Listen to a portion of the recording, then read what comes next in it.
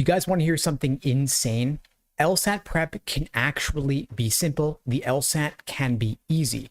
A lot of prep companies will overcomplicate it by over-categorizing things into literally dozens of different categories, but you don't need to understand some complicated taxonomy in order to understand the LSAT.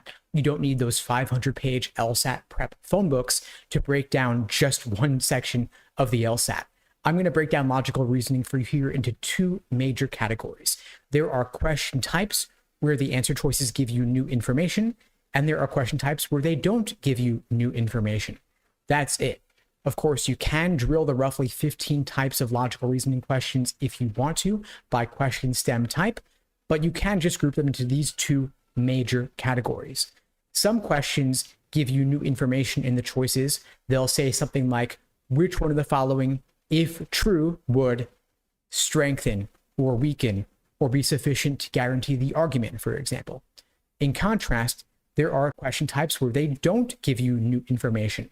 In those cases, they won't say which one of the following, if true, would most strengthen or weaken or be an assumption sufficient to guarantee the argument.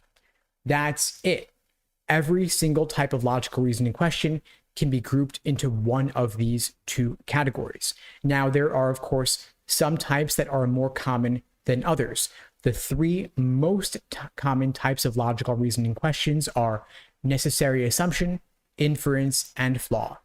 So I want you to make sure that you have nailed down the proper perspective from which to view each of these three most common question types.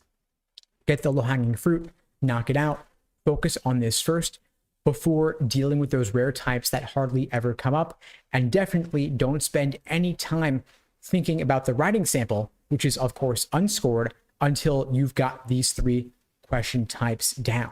Of course, you do want to make sure that you have a plan of attack that lays out for you exactly what to do so that you're not falling into the trap of taking test after test, spinning your wheels without improving. And so at LSAT Unplugged, we create personalized day-by-day study plans for all of our students to remove the guesswork about what to do, to make sure that you're getting those low-hanging fruit question types down first, but of course that you are eventually getting to all the other types of questions as well, so that nothing at all will surprise you when you walk in there on LSAT test day itself.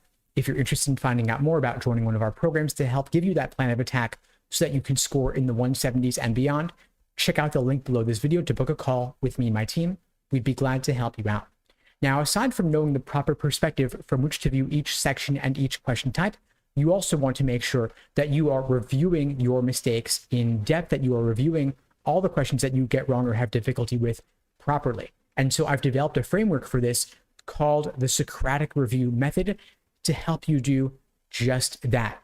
And the long story short, what you want to do is walk through each element of the question. So in logical reasoning, for example, you want to look at the argument in the stimulus, you want to look at the question stem, and you also want to look at the answer choices.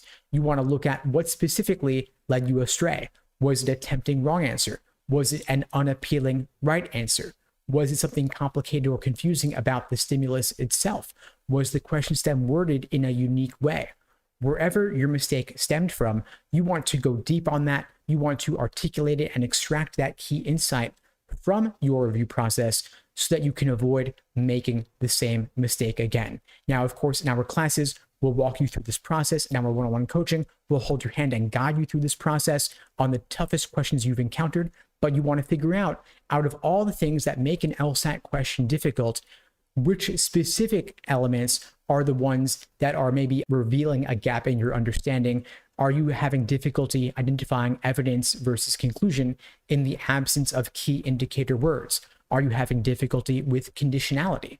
Whatever it is, we want to hone in on that and extract the key insight so that you won't make that same mistake again, because the LSAT, of course, repeats itself again and again and again in different disguises, whether the topic is heart disease or climate change or speed limits or cigarette smoking, whatever it is. We want you to be crystal clear and have a plan of attack on how to address that issue so that it does not repeat itself in the future.